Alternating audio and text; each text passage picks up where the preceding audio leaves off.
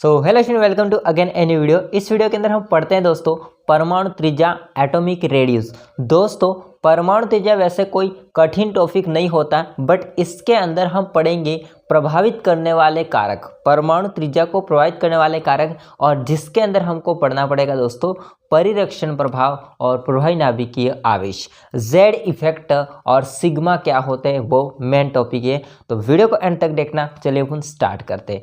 देखिए दोस्तों, परमाणु त्रिज्या वैसे बहुत आसान टॉपिक है ये। परमाणु त्रिज्या, एटॉमिक रेडियस क्या होता है वो। तो दोस्तों सिंपल सी बात है, हम लोग अभी तक सेकंड चैप्टर से परमाणु पढ़ते आ रहे हैं, तो थर्ड चैप्टर में आ चुके हैं और थर्ड चैप्टर का ये लेक्चर नंबर 9 है। ओके, तो दोस्तों क्या होता है परमाणु त्रिज्या। तो सिंपल सी बात है कि कोई भी एटम है, जैसे हमारे पास में कोई परमाणु है, उस परमाणु का केंद्र में होता है नाभिक, जिसके अंदर होते हैं प्रोटॉन और न्यूट्रॉन। तो केंद्र में क्या होता है, नाभिक, और नाभिक के चारों ओर दोस्तों इलेक्ट्रॉन होता है, वो एक निश्चित दूरी बना करके क्या करते हैं, घूमते हैं। एक निश्चित दूरी बना करके क्या करते हैं, घूमते हैं। अब अगर मैं कहूँ सबसे बाह्यतम कोश में इलेक्ट्रॉन, ठीक है, सबसे बाह्यतम कोश में उपस्थित इलेक्ट्रॉन। देखो यहाँ पर समझने जैसी बात है दोस्तों कि बाह्यतम कोश में इलेक्ट्रॉन, बाह्यतम कोश कह सकते हैं या इसको बोल सकते हैं संयोजी कोश। संयोजी कोश ऐसा क्यों कहते हैं दोस्तों, क्योंकि ये किसी अन्य के साथ में संयोग करके इलेक्ट्रॉन को आदान प्रदान मतलब कर सकता है, बाहर निकाल सकता है, अंदर ग्रहण कर सकता है और किसी से साझा कर सकता है। तो इसको बोलते हैं संयोजी कोश, बंद बना सकता है इसकी सहायता से।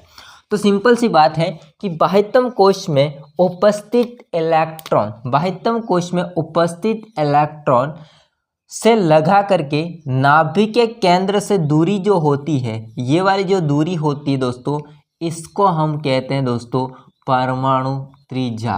इसको हम लोग क्या कहते हैं, परमाणु त्रिज्या। आई बात समझ में, इसको बोलेंगे आर। ठीक है, तो सिंपल सी बात है कि केंद्र में उपस्थित नाभिक जो कि केंद्र में होता है, वह केंद्र से लेकर के संयोजी कोश या बाह्यतम कोश में उपस्थित इलेक्ट्रॉन, वहां से जो दूरी है आपको दिखाई दे रही है, वो दूरी क्या कहलाती है दोस्तों, परमाणु त्रिज्या कहलाती है। आई बात समझ में। मैं इस डेफिनेशन को लिखता हूँ दोस्तों। इसकी डेफिनेशन आसान है कि नाभिक के केंद्र से, नाभिक है ये है आपका नाभिक, क्या बोले इसको, नाभिक बोलते हैं। ठीक है, ये क्या आपका नाभिक, न्यूक्लियस मतलब एटम का, आपका नाभिक नहीं है। ठीक है, तो नाभिक से मतलब नाभिक है वो ना, नाभिक के केंद्र से, तो नाभिक से या नाभिक के केंद्र से इलेक्ट्रॉन युक्त, इलेक्ट्रॉन सहित बाह्यतम कोश की दूरी, तो यहाँ से लगा करके यहाँ की जो दूरी है दोस्तों, उसको हम क्या कहते हैं, परमाणु त्रिज्या कहते हैं। अब हम समझते हैं परमाणु त्रिज्या को प्रभावित करने वाले कारक, परमाणु त्रिज्या को प्रभावित करने वाले कारक। हेडिंग लगाओ, परमाणु त्रिज्या को प्रभावित करने वाले कारक। दोस्तों इस टॉपिक में सबसे पहला जो बात आती है वो है दोस्तों प्रभावी नाभिकीय आवेश। सबसे पहले जो कि मोस्ट इम्पोर्टेंट है, प्रभावी नाभिकीय आवेश, प्रभावी नाभिकीय आवेश। इसको इंग्लिश में बोलते हैं effective nuclear charge, effective nuclear charge. दोस्तों इसको हम लोग शॉर्ट में बोलते हैं जेड इफेक्ट, शॉर्ट में बोलते हैं जेड इफेक्ट। इफेक्ट के लिए EFF आ जाएगा, जेड इफेक्ट। ये इम्पोर्टेंट है, इस टॉपिक को IMP आप लोग लगा देना, मोस्ट इम्पोर्टेंट होता है दोस्तों ये। प्रभावी नाभिकीय आवेश जेड इफेक्ट होगा क्या, उसको हम लोग समझते हैं। अभी तक आपने ये समझा कि परमाणु त्रिज्या क्या होता है वो। सबसे पहले परमाणु त्रिज्या को प्रभावित करने वाला कारक है प्रभावी नाभिकीय आवेश। इसको हम अलग से समझने की मैं कोशिश कर रहा हूँ यहाँ पर, आपको देखिए ध्यान से समझना इस बात को। जैसे दोस्तों नाभिक होता है और नाभिक के चारों ओर इलेक्ट्रॉन होते हैं, वृत्ताकार पथ पर एक निश्चित दूरी बना करके घूमते हैं। हालांकि वृत्ताकार पथ नहीं बन रहा है, थोड़ा सा टेढ़े मेढ़े बन रहा है वृत्ताकार, तो आप लोग इसको थोड़ा सा एडजस्ट कर लेना, ठीक है। ओके, तो हम लोग यहाँ पर दोस्तों परमाणु को बनाते हैं इस टाइप से। आई बात समझे? ओके, थोड़ा सा और बड़ा बनाता हूँ ताकि आप लोग और इसको समझ सको आसानी से। देखिए क्या होता है कि जो नाभिक होता है वो कैसा है, धन आवेश है। नाभिक जो होता है वो क्या है दोस्तों, धन आवेशित है। इसको मैं आम भाषा में कह सकता हूँ प्रोटॉन। क्या कह सकता हूँ, प्रोटॉन, क्योंकि न्यूट्रॉन तो न्यूट्रल होते हैं, उस पर कोई चार्ज नहीं होता है। और दोस्तों कोश में क्या होते हैं, इलेक्ट्रॉन होते हैं, आपको पता है। कोश में क्या होते हैं दोस्तों, इलेक्ट्रॉन होते हैं, आपको पता है। कोश में क्या होते हैं, इलेक्ट्रॉन होते हैं। यहाँ पर कोई मैं फिक्स मान नहीं दे रहा हूँ, ठीक है, इलेक्ट्रॉन का, पर कोशों में क्या होते हैं, इलेक्ट्रॉन होते हैं। कौन होते हैं दोस्तों, इलेक्ट्रॉन होते हैं। और वो इलेक्ट्रॉन कैसे होते हैं दोस्तों, नेगेटिव होते हैं। कैसे होते हैं दोस्तों, ऋणात्मक होते हैं। इलेक्ट्रॉन कैसे होते हैं, ऋणात्मक होते हैं। और ये कैसा है, धनात्मक। दुनिया की कोई भी चीज़ है जहाँ पर आप देखोगे प्लस माइनस दोनों में बहुत ज़बरदस्त क्या होता है, आकर्षण होता है। क्या होता है, आकर्षण होता है। तो दोस्तों यहाँ पर आप समझो ध्यान से, तो इलेक्ट्रॉन जब घूम रहे हैं नाभिक के चारों ओर, तो आपको ये समझ में आ जाना चाहिए कि भाई साहब नाभिक और इलेक्ट्रॉन के मध्य क्या हो सकता है, आकर्षण। तो दोस्तों आपने समझा कि नाभिक और इलेक्ट्रॉन के मध्य क्या होता है, आकर्षण होता है। जब दोस्तों ये घूम रहे इलेक्ट्रॉन होता है, उसके ऊपर नाभिक क्या करता है, अपना एक आकर्षण बल लगाता है या आकर्षण प्रभाव डालता है। नाभिक क्या करता है, एक प्रभाव डालता है किसके ऊपर, इलेक्ट्रॉन के ऊपर, जो कि उस प्रभाव से वो इलेक्ट्रॉन होते हैं वो एक निश्चित दूरी बना करके, या मैं कह सकता हूँ कि इलेक्ट्रॉन बाहर नहीं निकल करके दोस्तों वो क्या करते हैं, घूमते हैं नाभिक के चारों ओर। अब नाभिक के द्वारा इलेक्ट्रॉन पर डाला गया वह आकर्षण प्रभाव जिससे इलेक्ट्रॉन नाभिक से बंधा रहता है, और उस प्रभाव को हम क्या कहते हैं दोस्तों, प्रभावी नाभिकीय आवेश कहते हैं। उस प्रभाव को हम क्या कहते हैं दोस्तों, प्रभावी नाभिकीय आवेश कहते हैं। आई बात समझ में? वापस से समझने की कोशिश करता हूं दोस्तों, आपको समझाने की, कि इलेक्ट्रॉन होते हैं वो नाभिक के चारों ओर घूमते हैं, चाहे किसी भी कोश में हो, पहले कोश में हो, दूसरे में है, तीसरे में हो, चौथे में हो, किसी भी कोश में हो। तो दोस्तों जब इलेक्ट्रॉन घूम रहे हैं तो नाभिक उस पर आकर्षण बल डालता है या आकर्षण प्रभाव डालता है, जो भी बात आप सही लगे इसको समझो। तो आकर्षण डालता है। अब नाभिक होता है वो इस पर आकर्षण डालेगा, इसका मतलब उसको बांध के रखेगा, अपनी ओर बांध के रखेगा, खींच के रखेगा, जिससे वो इलेक्ट्रॉन बाहर नहीं निकले। अब इससे क्या होता है, आप इसको सोच के देखो कि मैं नाभिक हूँ और मेरे चारों इलेक्ट्रॉन जब घूम रहे हैं, रस्सी से मैं मतलब बांध के रखे हैं, तो मैं उनको खींचने की कोशिश करूँगा बाहर वाले को, ठीक है। तो क्या होगा, वो आकर्षण प्रभाव मैं जितना डालूंगा, जितना शक्तिशाली होगा नाभिक, उससे क्या होगा, इसका आकार छोटा होगा, इससे आकार क्या होगा, छोटा होगा। जब आकार छोटा होता है तो दोस्तों परमाणु त्रिज्या पर क्या इफेक्ट पड़ता है, तो परमाणु त्रिज्या पर इफेक्ट ये पड़ता है कि ये जो आकार जब छोटा होगा तो परमाणु त्रिज्या होती है बाह्यतम कोश के उपस्थित इलेक्ट्रॉन और नाभिक के बीच की जो दूरी होती है वो कम होती है। तो पहली बात तो आप समझ चुके होंगे कि प्रभावी नाभिकीय आवेश क्या होता है। दूसरी बात आप समझ चुके होंगे कि प्रभावी नाभिकीय आवेश अगर बढ़ता है तो परमाणु त्रिज्या पर क्या इफेक्ट पड़ता है। पर वापस समझा देता हूँ, उसकी बात करते हैं। प्रभावी नाभिकीय आवेश क्या होता है, तो नाभिक द्वारा बाह्यतम कोश में उपस्थित इलेक्ट्रॉन है उस पर डाला गया वह आकर्षण बल जिससे इलेक्ट्रॉन नाभिक से बंधे रहते हैं, उसको हम बोलते हैं प्रभावी नाभिकीय आवेश। प्रभावी नाभिकीय आवेश बढ़ता है तो दोस्तों परमाणु त्रिज्या घटती है। ऐसा क्यों होता है, क्योंकि आकार छोटा होता है। आई बात समझ में? तो मैं इस बात को लिखता हूँ, देखिए दोस्तों इसकी यहाँ पर मैंने डेफिनेशन लिख दी हालांकि, तो यहाँ पर मैंने डेफिनेशन किताब के हिसाब से लिखी है, तो आप लोग इसको जो मैंने पहले आगे बोली है उसको आप चाहे तो वो भी याद रख सकते हो, चाहे यहाँ पर लिखिए वो भी याद रख सकते हो कि प्रभावी नाभिकीय आवेश जो होता है उसका वह भाग, नाभिकीय आवेश का वह भाग जिसे संयोजी कोश में यानी कि बाह्यतम कोश में, संयोजी कोश में उपस्थित इलेक्ट्रॉन को अपनी ओर आकर्षित करता है। नाभिकीय आवेश यानी कि नाभिक के द्वारा बाह्यतम कोश में, संयोजी कोश में उपस्थित इलेक्ट्रॉन को अपनी ओर आकर्षित करता है, उसको हम प्रभावी नाभिकीय आवेश कहते हैं।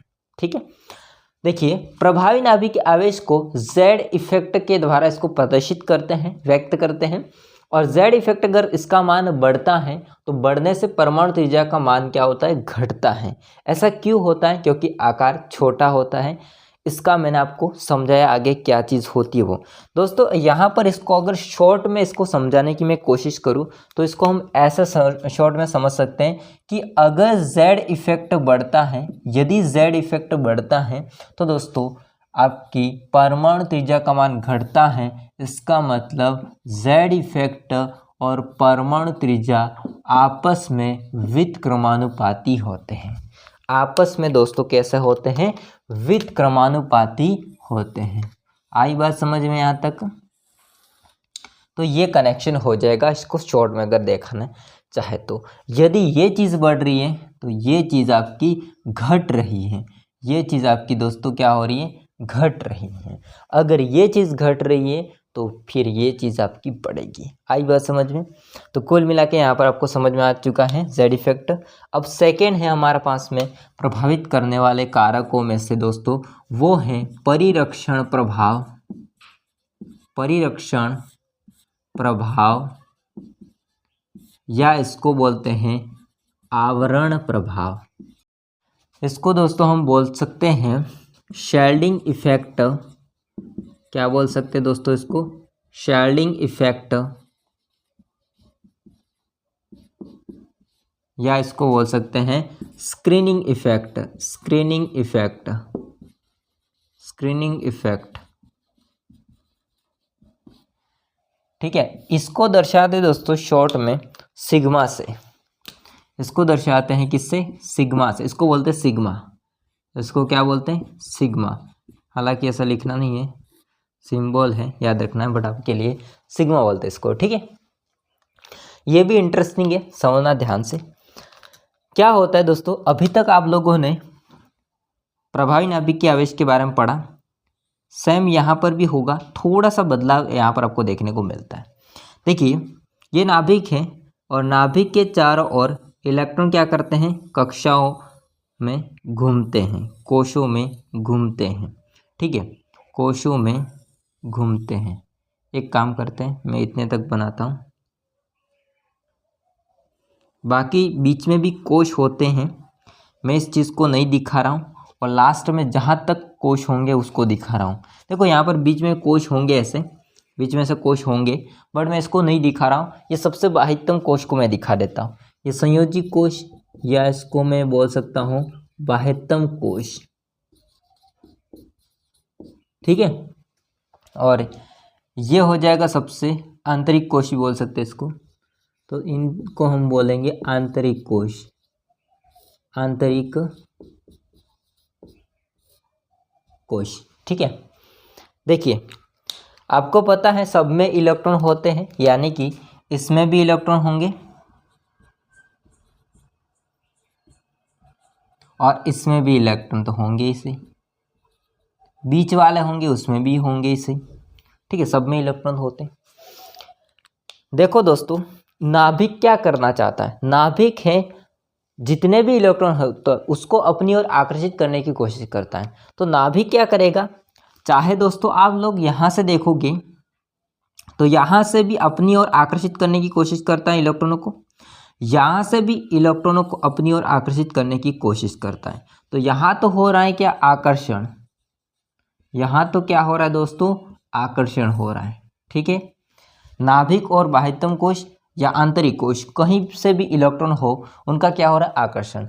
लेकिन आप इस चीज़ को समझो ध्यान से, ये तो माइनस है, ये भी माइनस है, जो कि ये प्लस से आकर्षित हो रहे हैं। लेकिन जब आप देखोगे इलेक्ट्रॉन और इलेक्ट्रॉन के मध्य, अब जैसे कि यहाँ पर दोस्तों, जैसे कि यहाँ पर जो इलेक्ट्रॉन होते हैं वो बीच में हैं इन इलेक्ट्रॉनों के, मतलब ये इलेक्ट्रॉन चाह कर के नाभिक से आकर्षित होना चाहते हैं, बट बीच में इलेक्ट्रॉन आ जाते हैं और बीच में इलेक्ट्रॉन नेगेटिव है, और यहाँ पर आकर्षित होने वाला भी कौन है, नेगेटिव है। और नेगेटिव के मध्य क्या होता है, प्रतिकर्षण होता है। तो दोस्तों नाभिक से बाह्यतम कोश के इलेक्ट्रॉन आकर्षित होना चाहते हैं, बट दोस्तों नाभिक का जो आकर्षण होता है इस पर नहीं हो पा रहा है। इसकी रक्षा कौन कर रहा है, जो कि ये कर रहे हैं आंतरिक कोश के इलेक्ट्रॉन, जो कि एक नाभिक के चारों ओर आवरण का काम कर रहे हैं। देखो दोनों चीज़ यहाँ पर मिल रहे हैं, रक्षा कर रहे हैं, परिरक्षण, आवरण का काम कर रहे हैं आंतरिक कोश के इलेक्ट्रॉन, तो जो कि मैंने आपको समझाया आवरण प्रभाव। ठीक है, तो यहाँ पर इलेक्ट्रॉन के मध्य क्या हो रहा है, प्रतिकर्षण। जैसे ये इलेक्ट्रॉन है और ये इलेक्ट्रॉन है, इनके मध्य क्या हो रहा है, प्रतिकर्षण। और इलेक्ट्रॉन और नाभिक के मध्य क्या हो रहा है, आकर्षण। तो इस चीज को मैं बोल सकता हूं कि दोस्तों कि नाभिक होता है जब बाह्यतम कोश के इलेक्ट्रॉन को आकर्षित करता है, तो दोस्तों आंतरिक कोश के इलेक्ट्रॉन बाहरी कोश के इलेक्ट्रॉन के लिए एक आवरण की तरह उपस्थित होते हैं, एक आवरण की तरह काम करते हैं, या एक प्रतिकर्षण प्रभाव डालते हैं, एक प्रतिकर्षण प्रभाव डालते हैं, जो कि नाभिक से जो आकर्षित होना चाह रहे बाह्यतम कोश के इलेक्ट्रॉन, उसके लिए वो आंतरिक कोश के इलेक्ट्रॉन एक रक्षण का काम करते हैं, एक रक्षक का काम करते हैं।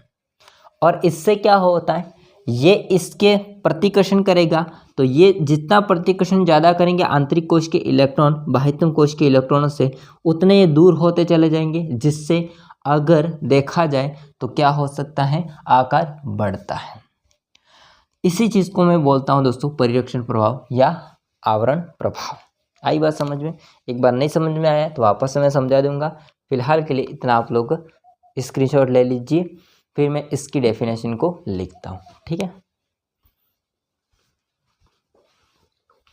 दोस्तों, इसकी डेफिनेशन यहाँ पर मैंने लिख दी है। देखिए, किसी तत्व में आंतरिक कोशों के इलेक्ट्रॉन की स्थिति, किसी तत्व में आंतरिक कोशों में इलेक्ट्रॉन की स्थिति, मैं थोड़ा सा इसको वापस बनाने की कोशिश करूँगा। तो देखिए शॉर्ट में इसको थोड़ा सा मैं आपको समझाने की कोशिश करूँगा। यह हो जाएगा आंतरिक कोश, आंतरिक कोश। वहाँ पर डायग्राम बना हुआ है, मैं इसको मिटा दूंगा, इसलिए यहाँ पर बनाना आपका बनाना है तो। और ये हो जाएगा बाह्यतम कोश, ये क्या हो जाएगा, बाह्यतम कोश। अब इसने कहा है कि आंतरिक कोश के इलेक्ट्रॉन की स्थिति, तो आंतरिक कोश के इलेक्ट्रॉन जो कि है यहाँ पे, ठीक है, यहाँ पे है। आई बात समझ में? हालांकि फर्स्ट कोश में 2 ही इलेक्ट्रॉन होते हैं, हालांकि मैंने 3 बना दी है, इसलिए माफी चाहता हूँ। ओके, तो कोशों के इलेक्ट्रॉन की स्थिति नाभिक तथा संयोजी कोश जो होते हैं, या संयोजी जो इलेक्ट्रॉन, तो यहाँ पर जो होंगे उसको हम बोलेंगे संयोजी इलेक्ट्रॉन। संयोजी कोश में उपस्थित इलेक्ट्रॉन संयोजी इलेक्ट्रॉन, ठीक है, ये वाले इलेक्ट्रॉन के मध्य आ जाने के फलस्वरूप संयोजी इलेक्ट्रॉन का नाभिक से परिरक्षण या आवृत होना। तो देखो, आप देखोगे दोस्तों, तो आंतरिक कोश है, इसके इलेक्ट्रॉन, इसकी स्थिति नाभिक तथा संयोजी इलेक्ट्रॉन, तो नाभिक और तथा संयोजी इलेक्ट्रॉन, उसके मध्य ये इलेक्ट्रॉन आ जाते हैं, आंतरिक कोश के इलेक्ट्रॉन। इसके आ जाने से जो आपका नाभिक हो जाएगा, उससे वो ये आकर्षित नहीं हो पाएंगे, जो कि ये आवरण का काम करेंगे, परिरक्षण का काम करेंगे। तो इसी चीज को हम क्या बोल सकते हैं दोस्तों, परिरक्षण प्रभाव कहते हैं, आवरण प्रभाव कहते हैं। ठीक है, अब इससे होगा क्या, इससे ये होगा ये कि ये जो इलेक्ट्रॉन होते हैं वो आपस में क्या करेंगे, प्रतिकर्षण करेंगे। क्या करेंगे, प्रतिकर्षण करेंगे। बट इलेक्ट्रॉन चाहेंगे तो इससे आकर्षित हो भी सकते हैं। तो आकर्षण तो होगा लेकिन उतना ज़्यादा नहीं होगा। दोस्तों ये कब होता है, ये कब होता है, परीक्षण प्रभाव कब होता है? तो मैं आपको बता दूं कि परीक्षण प्रभाव तब होता है जब कोशों की संख्या ज़्यादा है। परीक्षण प्रभाव तब होता है जब कोशों की संख्या ज़्यादा है। अगर कोश ही कम है तो फिर दोस्तों आसानी से इलेक्ट्रॉन होते वो नाभिक से आकर्षित होंगे और वहाँ पर प्रभावी नाभिकीय आवेश काम करेगा। और प्रभावी नाभिकीय आवेश से इलेक्ट्रॉन परमाणु का आकार छोटा होता है। लेकिन अगर कोशों की संख्या ज़्यादा बढ़ चुकी है, इसका मतलब आप समझ चुके होंगे कि कौन बढ़ेगा, परीक्षण प्रभाव बढ़ेगा। कोशों की संख्या कम, प्रभावी नाभिकीय आवेश बढ़ेगा। कोशों की संख्या ज़्यादा, परिरक्षण प्रभाव बढ़ेगा। प्रभावी नाभिकीय आवेश बढ़ेगा तब परमाणु आकार छोटा, और परिरक्षण प्रभाव बढ़ेगा तब परमाणु आकार बड़ा। आई बात समझे? आ गई समझ में? आगे समझते हैं। इसे सिग्मा से दर्शाते हैं। सिग्मा का मान बढ़ने से परमाणु त्रिज्या का मान बढ़ता है क्योंकि परमाणु आकार बढ़ता है। अगर मैं इन दोनों के मध्य संबंध को देखूं दोस्तों, तो दोस्तों संबंध को देखूं तो परमाणु त्रिज्या होती है वो परमाणु त्रिज्या परिरक्षण प्रभाव के समानुपाती होती है। परिरक्षण प्रभाव के समानुपाती होती है। ठीक है, क्या कि अगर परिरक्षण प्रभाव का मान बढ़ता है तो परमाणु त्रिज्या का मान भी बढ़ता है, इसलिए दोनों कैसा होते हैं, समानुपाती होते हैं। कैसा होते हैं, समानुपाती होते हैं। देखिए नेक्स्ट हो जाएगा प्रभावित करने वाला कारक, जो कि है दोस्तों कोशों की संख्या। कोशों की संख्या, इसको बहुत आसान तरीके से समझ सकते हैं। अगर कोशों की संख्या बढ़ती है तो क्या होता है, परिरक्षण प्रभाव बढ़ता है। परिरक्षण प्रभाव बढ़ता है, और परिरक्षण अगर प्रभाव बढ़ता है तो क्या होगा, आकार बढ़ता है। इसका मतलब आकार बढ़ेगा तो आकार बढ़ने से परमाणु त्रिज्या होती है उसका मान भी बढ़ता है। तो ये कैसा होता है, आपस में समानुपाती। ठीक है, मैं इसको लिखूंगा नहीं। कोशिका की संख्या बढ़ने से परमाणु त्रिज्या का मान भी बढ़ता है, दोनों कैसा होते हैं, समानुपाती। मैंने इसको डायरेक्ट लिख दिया। एंड चौथी बात हो जाती है बंधों की संख्या। बंधों की संख्या, ठीक है। बंधों की अगर संख्या की मैं बात करूंगा तो बंधों की संख्या का मान अगर बढ़ता है तो दोस्तों परमाणु त्रिज्या का मान घटता है। ये होते व्युत्क्रमानुपाती। ऐसा क्यों होता है, अगर बंधों की संख्या की मैं बात करूंगा तो ये आपस में व्युत्क्रमानुपाती होते। ऐसा क्यों होता है, देखिए अगर मैं एक परमाणु को देखूं तो जितना उसका आकार छोटा होता है, जितना आकार इसका छोटा होता है तो इसका आकर्षण क्या होता है, मजबूत होता है। आकर्षण क्या होता है, मजबूत होता है। अगर ये किसी और के साथ में बंध बनाने की कोशिश करता है, जैसे उसके जैसा दूसरा परमाणु छोटा ही है, इसका आकार छोटा ही है, तो उसका भी जो आकर्षण होगा नाभिक का वो भी कैसा होगा, मजबूत होगा। जब मजबूत आकर्षण होगा तो ये आपस में जब बंध बनाएंगे तो आसानी से वो क्या हो जाएंगे दोस्तों, बंध बना सकते हैं। क्योंकि आकर्षण जब ज़्यादा होता है तो बंध बनाना आसान होता है। क्योंकि दोस्तों यहाँ पर आप देखोगे तो ये इलेक्ट्रॉन अगर यहाँ पर आएंगे, मतलब ये ऐसा होगा कुछ, ठीक है, ऐसा होगा कुछ, तो देखो ये इलेक्ट्रॉन इस नाभिक से भी आकर्षित होंगे, ये इसके इलेक्ट्रॉन भी इस नाभिक से आकर्षित होंगे, जो कि आपस में एक बंध अच्छे से बन सकता है। लेकिन अगर परमाणु का आकार बढ़ता है, अगर बढ़ता है तो भाई साहब ये नाभिक इसके इलेक्ट्रॉन को ही खुद को ही नहीं संभाल पा रहा है। इसका मतलब आकर्षण क्या होगा, इसका कमजोर होगा। आकर्षण क्या होगा, कमजोर होगा। और ऐसा क्या, ऐसा अगर दूसरा परमाणु है जिसका आकार भी बड़ा है तो फिर इसका नाभिक इसके खुद के इलेक्ट्रॉन को भी अच्छे से नहीं पकड़ पा रहा है, इसका मतलब इसका भी आकर्षण कमज़ोर है। जब नाभिक का आकर्षण कमज़ोर है तो दूसरे के साथ में बंध नहीं बना सकता, मतलब बहुत कम बंध बना सकता है। अब अगर बंधों की संख्या की बात करूंगा मैं, तो बंधों की संख्या 1 बंध, 2 बंध, 3 बंध, अगर ऐसे बंध बन रहे हैं तो वही परमाणु बना सकता है जिसका आकार छोटा है। इसका मतलब बंधों की संख्या अगर बढ़ रही है, बंधों की संख्या अगर बढ़ रही है, इसका मतलब परमाणु त्रिज्या आकार छोटा है, परमाणु त्रिज्या आकार छोटा है।